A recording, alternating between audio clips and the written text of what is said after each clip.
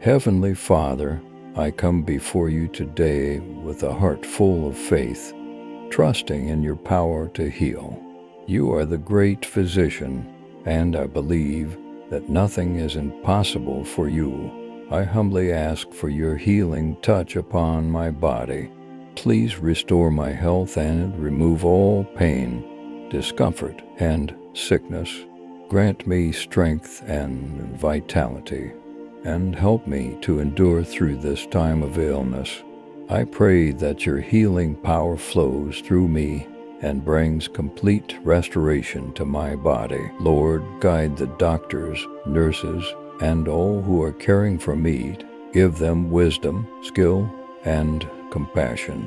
May your peace fill my heart as I trust in your plan for my recovery. I place my health in your hands, knowing that you are always with me.